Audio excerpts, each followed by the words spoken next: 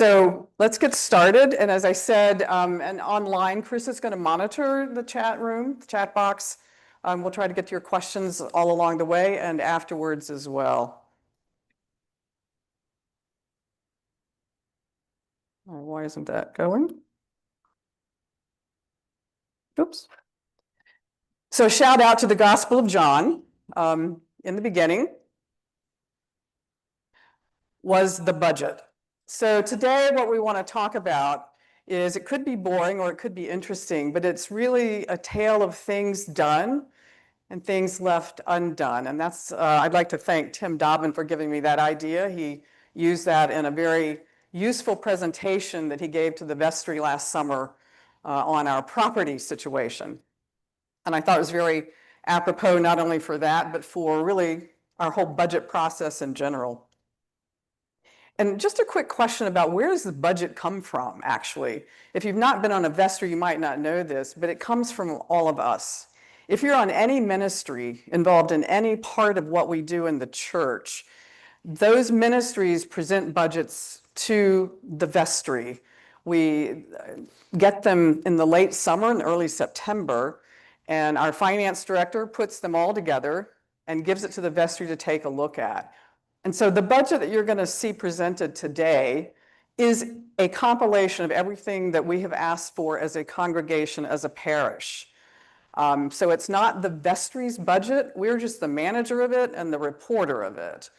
But we're going to have some work to do if we want to actually meet that budget. So the good news, right? We have a strong foundation. I think we all know that. I think we all feel that. And we've done a lot, right? The things we have done over years have led to this very strong foundation. However, and this is really where the budget comes in, there are things we have left undone. Our financial challenges are real. So I want to start with the ending, actually. The ending is, this is the budget goal for 2026, $2.38 million. Last year's budget was $1.8 million. That's a big difference. So why is that? And then we'll go into, how do we fund the church? So the reason the deficit or the budget difference is so much bigger is because of the things that are yet to be done. These are four key items, the 5 key items that are increases in the budget. So the dollar amounts that you see there are the amounts above what was in the budget last year. Property reserves is a big one, and we're going to talk a lot about property today. We don't have an associate rector, and I think almost everyone knows we need one. Sari needs someone else. We need someone else. JC3 missions, they've asked for a much bigger budget this year than last. You can see the addition to last year's budget. Operational support, we'll talk a little bit about personnel and what it takes to run a church that is this active, this vibrant. We also have, and I'm sorry? We have debt. We have new debt service this year, but we have old debt, and we're going to talk about that too. So, challenges. Challenge number 1 in our financial situation is a chronic underfunding of property reserves. There's a lot of words on here, but we are at a crisis point.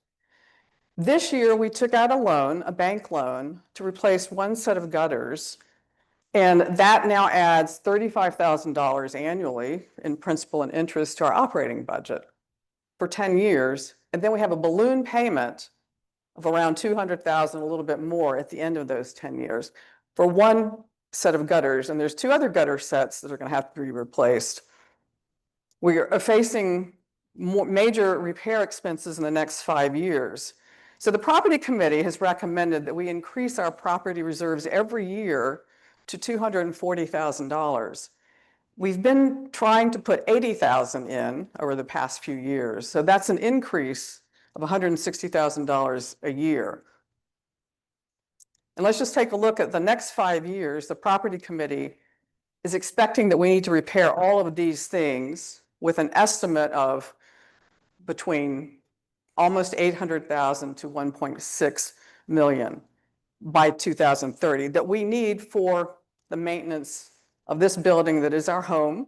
This is where we do all of our activities, all of our worship, where we gather. We have to be prepared for that, and right now we're not.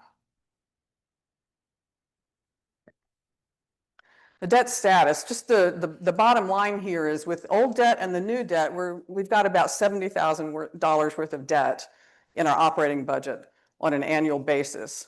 And they will begin to drop off in 2030 and 35, but it's never really good to be in debt. And with all of the other property issues facing us, you can envision what this could start to look like. Another problem, we run budget deficits for the past 4 years. This year is TBD. It's not sustainable. Our personnel costs are actually in line with what you should be spending for an organization of our size. It's running around 50%, a little more, a little less, depending on whether we've got associate rector. That said, we have a lot of activity. We have the need for our staff. We have to support that staff.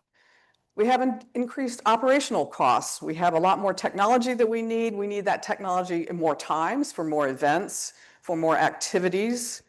We have a lot of ministries, and all of those ministries create this vibrancy for this church. But there's also an impact on our resources, an impact on what we need in terms of staff, an impact on what we need in terms of IT support, accounting fees, and security. Unfortunately, the world we live in is causing us to have to look at those expenses and see that we need more of almost everything. This chart shows you our staff. You can't see the names or anything, that doesn't really matter, but what I can tell you is the blue color are full-time employees, the green color are part-time employees, and the pink or purplish are contractors. So that's sort of what that's what our staff looks like. Also, the budget has things we want to be done. This gets more into our mission. And so JC3, which is the spearheading organization for all of our missions, has provided this overview of how they think of it, how we think of it. Our missional work is the central expression of our core values, benefits not only the people we serve, but also ourselves. We also would like to increase the contribution to the diocese. The diocese is our authority, our overarching body of the Episcopal Church. Every year we try to increase the percentage. And so this year we've put an increase into the budget, and we're hoping we can do that. Those contributions are also outreach because the diocese also has its own outreach programs that are even broader than ours. So that's the cost side. How do we fund our church? If you're relatively new, you may not know exactly how this works. Pledge income is the largest source of revenue. Typically, it's about 70% of the total. And over the past 5 years, as you can see, pledge contributions have grown, but expenses have grown at a greater rate. That's not sustainable.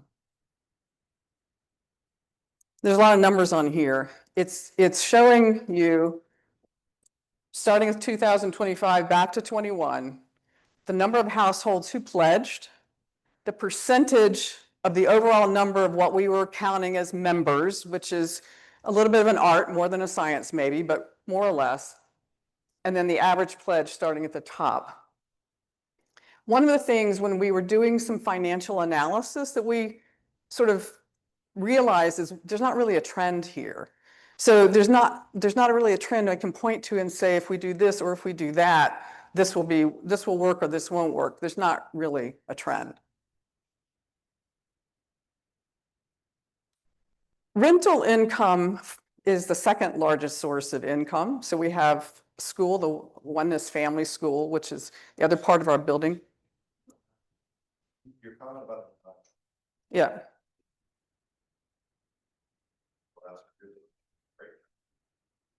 That's actually right. I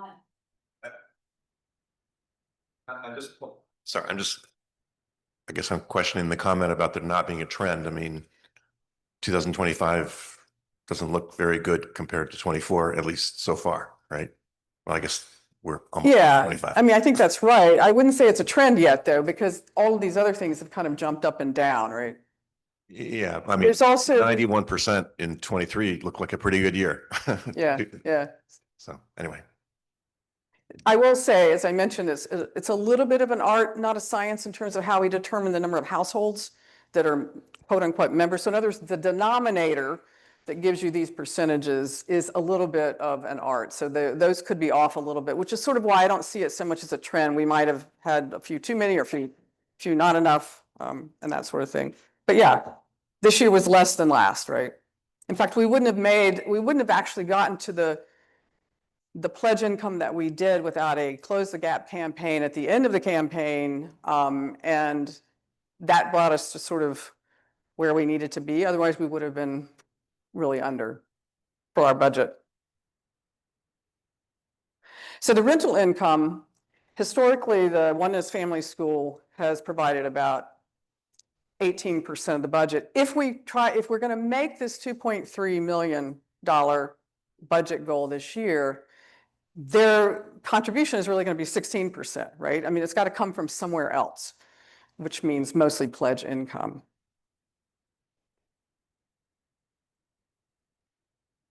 Here's a really good news story. The Op Shop, and if you don't know about the Op Shop, you need to. It's a source of revenue for our mission work. And this year, they have now told us in advance of the budget that they are going to be able to give JC3 and our mission work $102,000 in 2026. That is a great news story. It's kudos to the Op Shop. They are doing really, really well. It's a great environment for thrift shops right now. And of course, they're just really kicking it. I mean, they're doing really, really well. If you haven't donated anything to them lately and you have stuff you'd like to get rid of, it's a great place to take it. This is a good time to get rid of Christmas decorations that you're not going to be using because they're getting ready to do all their Christmas stuff. So this is really a wonderful mission of our church. There's an enormous number of volunteers, outside volunteers that work there, and including parishioners. So this is really worth thanking them for and a great help to us this year as well. So that's the context of the budget. I want to just talk a little bit about who we are in a way and some things that are about to happen. So since Sierra came 15 years ago, we have grown. I mean, this church is hugely vibrant. We have so many lay ministries, community engagement, volunteers, our staff, our relationship with each other. It's a wonderful foundation that we have. And I think you all know, if you've heard Sari say this, especially if you were at his forum at the end of September, we've just signed a 5-year contract with him. It's his last. He has said he will not ask for another one. So this is the time for all of us collectively to ensure that this foundation is sustainable. So it's really up to us.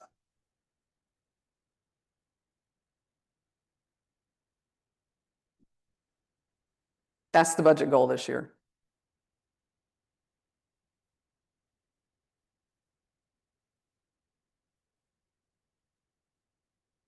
Questions?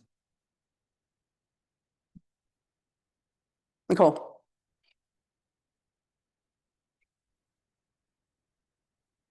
I'm just curious about that large line item for the gutter replacements. I'm still thinking about that figure.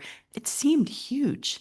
I mean, I'm not familiar with such things really, but I'm wondering, did they reach out to many different contractors? I mean, is $200,000 to replace one set of gutters? It was Typical? 300,000 actually. 300, yeah. I mean, It's the debt. We had to borrow money for it. So the 200 that you saw was what the balloon payment will be at the end of 10 years, because of course we're paying interest on that Okay. loan. yeah, I mean, that's the price of a house, you know? That's, Well, this is a big building. This is Yeah. a big building. Yeah. Correct. We have a slate roof. And with slate roofs, you often have a particular type of gutter that comes up. It goes up underneath the roof slates. It comes down. It's about a foot wide because of the size of our roof, and it's copper. The gutters that we replaced were original to the building from 1947. So these should last us another 50 to 60 years. But it was time. They had been patched numerous times over the last 10 years and continued to leak. We did talk to at least one other company who gave us a higher estimate. And these have to be done by people who are familiar with slate roofs and who do work on copper gutters. They've been our roofer for 20 years and they do great work. So the good news is that's the largest of the 3 sets of gutters. So the other 2 are slightly smaller. And we already have estimates on those, which are lower for both. It's really a question of when we'll be able to do it. This part of the building is only a few years newer than the nave, and the education wing is not far behind. So those are the three. This one's next. You may have remembered some water damage over here above the door that was recently repaired, but that's part of the manifestation of the fact that the gutters on this part of the building are reaching the end of their life. Well, thank you for that context. Nancy.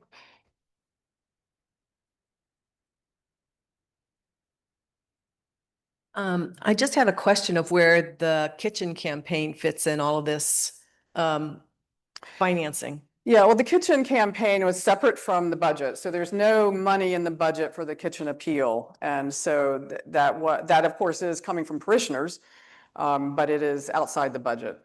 Yeah.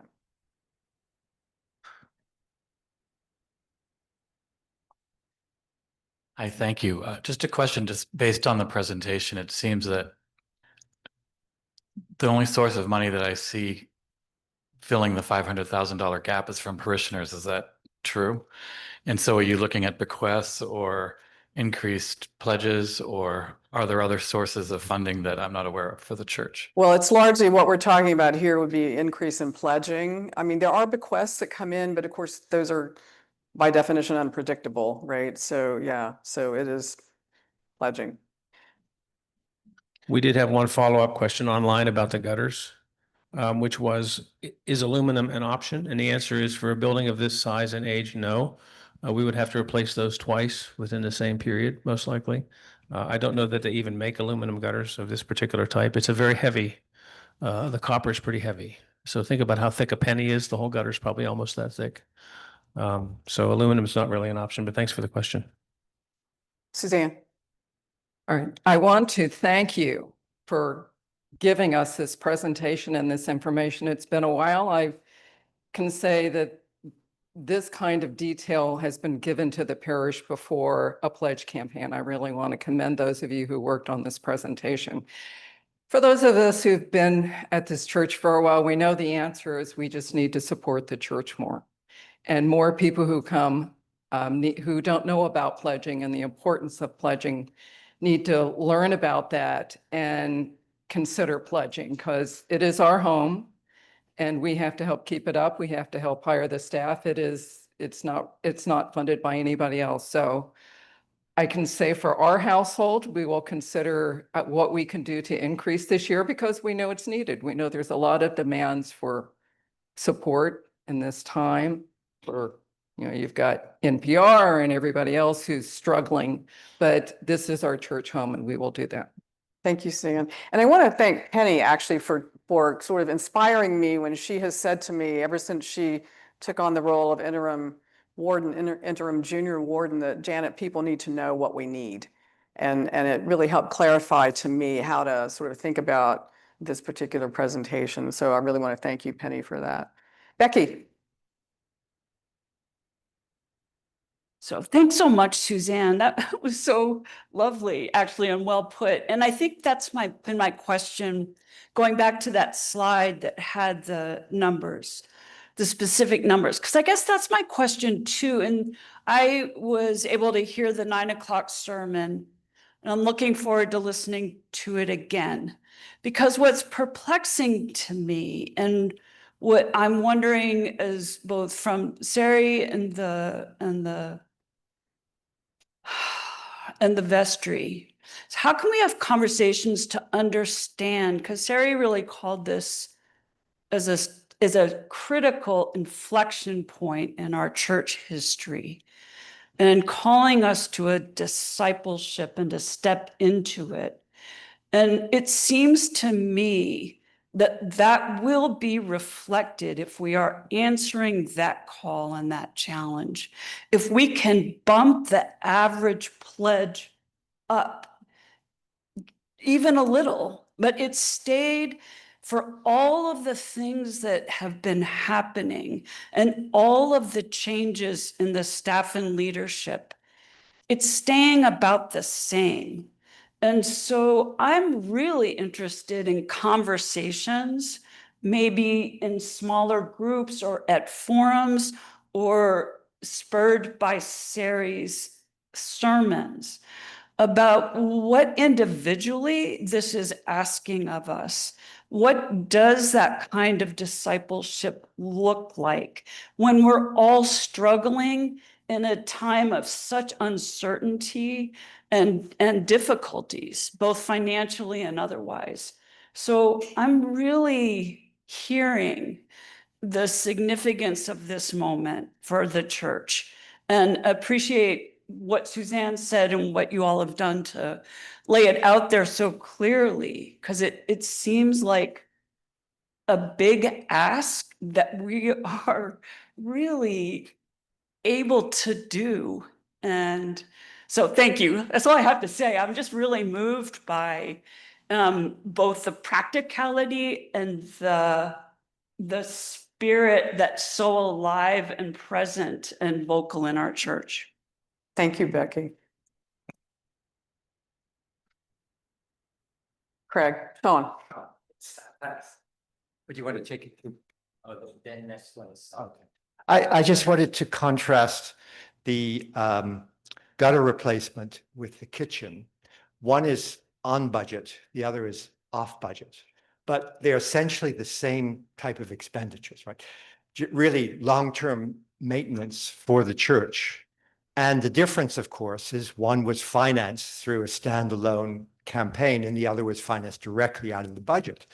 But that distinction, you know, from a budgeting point of view is arbitrary. What's important there is that you're able to motivate additional giving off budget to finance the kitchen. And what I'm wondering here is whether that may be a model going forward where we think strategically about how to motivate different kinds of expenditures. Now, I was on the vestry up until the pandemic, and one thing you learn is that there are a tremendous number of funds off budget expenditures. What we're seeing here is really just a small part of that. So in terms of you know, thinking about the funding, raising the pledges is just one dimension of it, of course. And I think just thinking more broadly and looking at the budget and the needs in a holistic way might be helpful here. Thank you. I agree. No, and that's a really good point. Obviously, we can talk about some things like, for instance, capital campaigns, which we've done in the past, which we've talked about in the past. In a very big sense, one of the things we sort of deliberately did with the kitchen appeal was not to call it a capital campaign, to keep it smaller, to try to actually just get the kitchen sort of into a workable order, right? And so it was an appeal rather than a capital campaign. But there's no question that, I mean, with what Becky said, even about, you know, small groups getting together or groups with the vestry and talking, clearly there's some other things we ought to be thinking about, right? Especially when we see sort of the property needs versus the other needs and how we think about them from on budget and off budget. That's a really good point, Sean. Yes, yes. I always find that data helps sell ideas. And I was wondering if we had any data here about our congregation and they're being impacted by federal government layoffs and things like that, how we're serving them and the numbers. So if you came to me and said, X percent of our congregation is out of work, that would pull at my heartstrings to, not saying I'm not going to give more, but to give more. No, I appreciate that. And I don't have that data. I don't know that Sari has sort of a sense, right? What we all have is a sense that we have people impacted.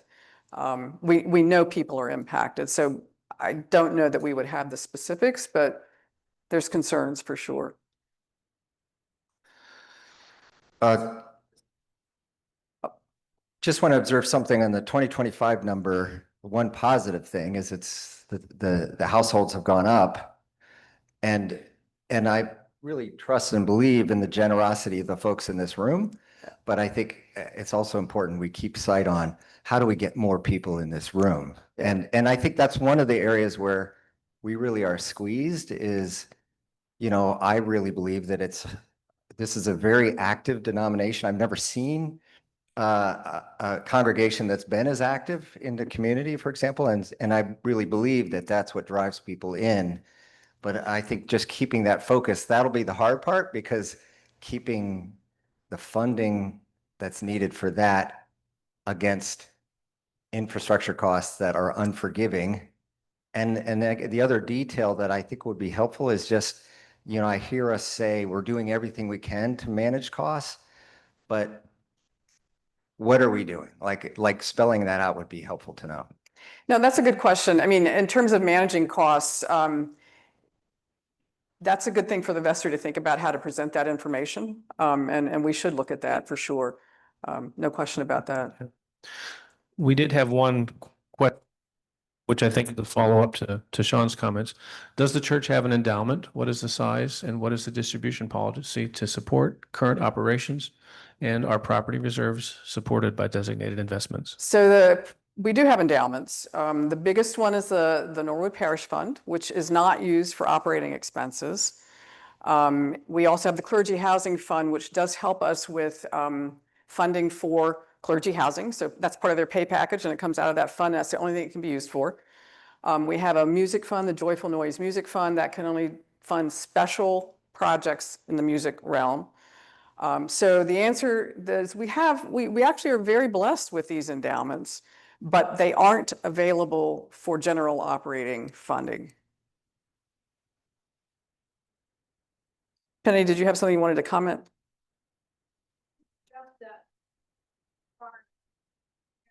As a collateral. So I should add that in.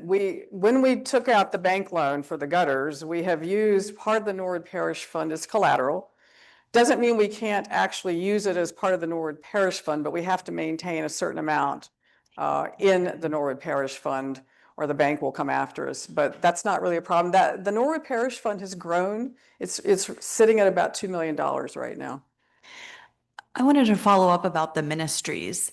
Has this information been shared with the individual ministries with an eye towards perhaps cutting their budgets for a year or 2 or 3 years going forward? You know, I mean, I'm just wondering if the budgets for the ministries, say, increase 5 or 6% year over year, which, you know, might be great under normal circumstances. But if we laid this out and said, facts are facts, you need to figure out how to cut 20% of your budget next year. And whatever that means, it means, you know, I mean, I'm very sensitive to this because I feel like a lot of people in the parish who may not have perhaps lost their jobs may still be in a fragile state. Sure. And I think there's a lot of things off budget, as has been indicated, not just the kitchen, but a lot of things with the youth. I mean, there's tremendous generosity in this parish that has supported our kids and has supported, you know, the trip that they just took to Ireland and all of this, which is not reflected in these numbers. And the programs really depend on that money. Like the kids would not go if the parish did not come through every 2 years in a really significant way. I just wonder if there's a pain point where we're asking people to give money and they're not, you know? So I'm involved in a ton of ministries and I know that those ministries have been expanding because the need in the community is so great. But if we see these numbers and you say, you've got to cut back, like we need things here at home, you know, I would be very open to that and very understanding of that. I don't know, this is rambling. I just wonder if that's been communicated. So I should finish with what the real process is. So this number is the goal, right? So yes, the ministries will be cutting back if we don't make the goal. What happens is we do the initial budget in September as a draft. So this is the draft. In January, the vestry, then we'll know what the pledge income is, right? So we know what the rental income is, and there's 2 or 3 other little small incomes that we know. So we will meet then in January, and let's say we got the 2.38 million, great, everybody gets what they asked for. If that doesn't happen, then yes, we start to make cuts. And so we could do it a different way, right? I mean, we could sort of say to the ministries in August, we don't expect to get much revenue, or we don't expect to get as much because our economic times are really difficult and there's a lot of, craziness going on out there. So everybody should send us a budget that's 5% less than what you want, but we didn't really want to do it that way. I mean, we would like to see if we can actually make this number, right? But yes, all the ministries or most of the ministries will get less than what they've asked for if we don't make this number. Yes. Yes, thank you again. And thanks for the clarity of the presentation. I appreciate it because I'm relatively new here. But to piggyback on a former question, even though we saw an increase of 20 families estimated in the past year, it's only really increased by 10 families in the past 5 years. So, and this might be a naive question, but how do congregations expand and bring more people in? I've been doing some reading on what's happening on the Christian right, and they're attracting tons of people, particularly young men, to join their churches. And I think that the progressive churches need to do the same thing in terms of growing their congregations. And I didn't know, how is that done? And is it only word of mouth and because of the good work that's being done through the ministries, or are there proactive ways to also expand the net? So first, I'm going to go back to your numbers. I don't think it's 10 families. The numbers you were looking at were the numbers that pledged, but we grew the parish a little bit more than that, right? But some people don't pledge, right? So one thing we need to do is really try to get everybody to pledge and to think about it. So some people aren't used to pledging. They come from different denominations. So that's part of it. Last year, we actually were using as our denominator 352. So that would be considered the households in the parish. Yes, I mean, I think we're constantly talking about how do you grow a congregation, and I think our ministries do a lot of that. Things like the op shop, we have volunteers that go there and then find the church that way. There are people who come to church because they are Episcopalians, but they want to go to something in the neighborhood. I mean, there's a lot of different ways that parishes grow. The Episcopal diocese also helps with that to a certain extent, but I don't know that there's a silver bullet. Sure. Right? And so that's sort of a challenge, right? Yes.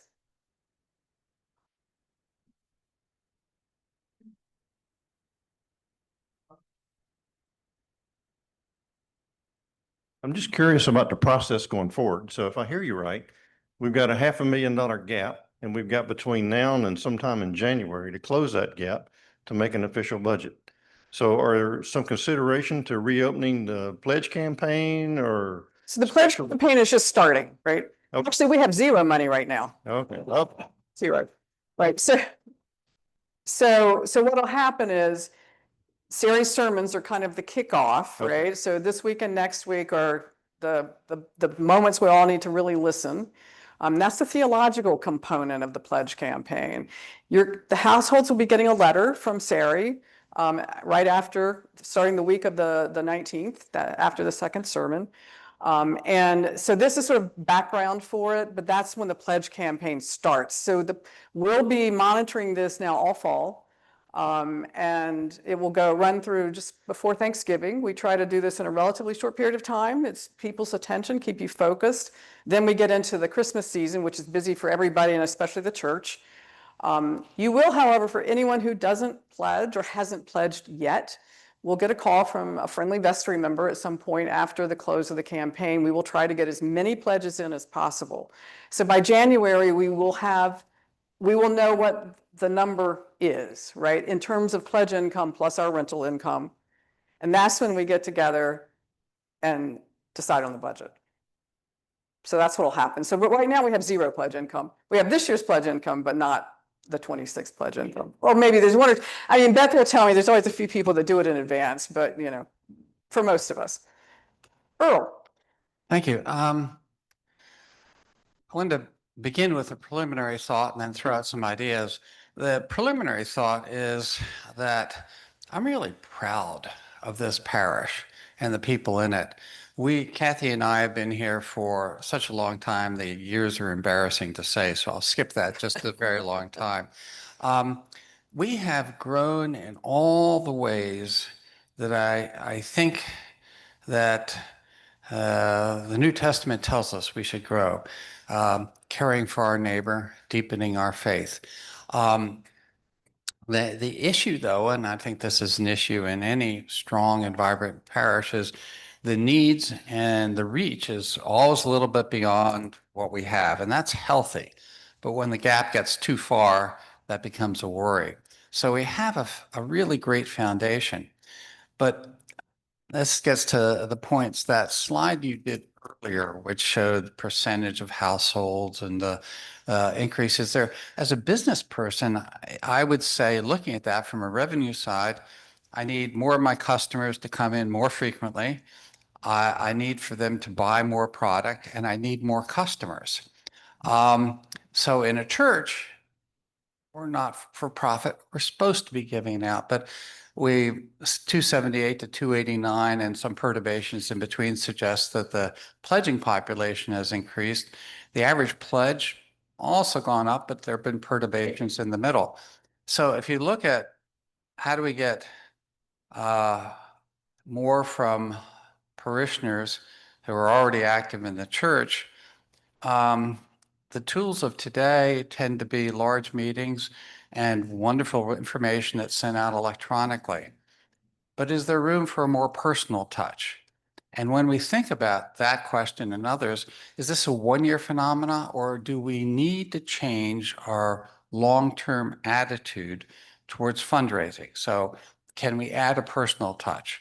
Way back when we started, and despite what my kids think, we did not take horse and buggies to the church our first time we attended St. John's, but we went out to the parish and there was a lot of personal contact. Can we do more of that? Should we do more of that? It's a bigger parish. But that's one way of reaching people, and the message is heard more clearly, but it's hard to do. It takes lots of resources. In terms of that would perhaps increase the number of pledges if we were able to do it well, and the average pledge somewhat. But there's another thing. Any business would say, can I increase my customer base? That's really hard at St. John's. Yeah, when I first joined and was on the vestry, the rector suggested we have an evangelism committee. So the first thing the evangelism committee did when it met was change the name to fellowship committee.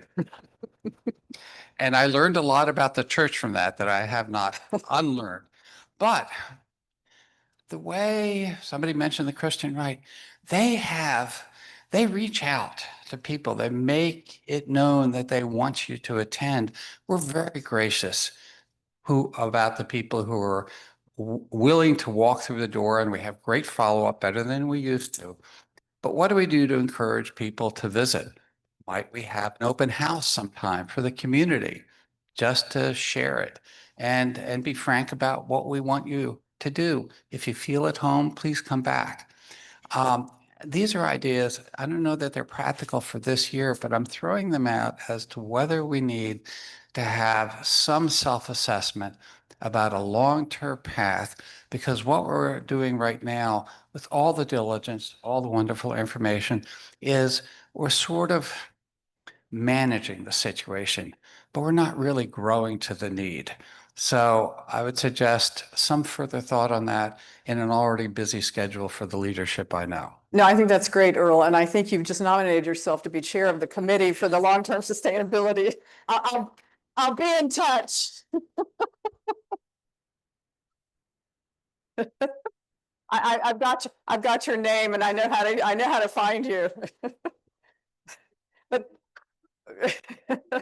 but that was great, and I think that's really where we're coming down, right? And as I said before, the vestry just manages this process. We're not creating the budget, and we can't just fund the budget. So it's all of us together, and the best ways to think about how we do that are probably to do some different things. But I'm going to be in touch with you. So more questions? Penny has a comment. Penny always has lots of comments. No, I've been thinking about this a lot, and that number is really big, 2.38. That's huge. But we could knock some dollars off of ministries in January if we have to. But I don't look at this as a budget where we knock anything out. I look at this as a budget where we have on paper everything that we need to make this parish go forward. Not backward, but forward. And if we can do that, that continues to shore up the foundation that we're trying to maintain at this point. So how do we do that? Well, obviously, we need more money. I mean, the bottom line is we need more commitment and more people, yes, that would be great. But every one of us gives money somewhere other than St. John's. I'd be willing to make a bet on that. So, all right, I give here, there, and other places. And then I look at all those things, and they all need something, and we all want to rise to the need in many places. And then I think about St. John's. And this is where we come, most of us, every week, to get our spiritual foundation, our fellowship, our pastoral care, to go out into the world and be what God has called us to be. So why wouldn't I say, if this is my foundation, this is where I need to put more of my resources so that foundation can continue. Thank you, Penny. Yes. Wait, get the microphone so the people online can hear you too, right? There you go. I understand that the 2.3 is aspirational, but you also mentioned that you've been running a deficit and that needs to be closed and not sustainable to always have a deficit. So what is the bottom line in terms of breaking even between the 1.5 and the 2.3? Well, we've covered the deficits with our cash flow, right? So I mean, we haven't been carrying over the deficits into the budget. We keep track of it so we know. They haven't really been large deficits. I'd have to go back and look. I think maybe 100 altogether over 5 years, something like that. But we've covered that, so that's not really actually impacting the budget now. It's just something we want to stop doing. Yeah.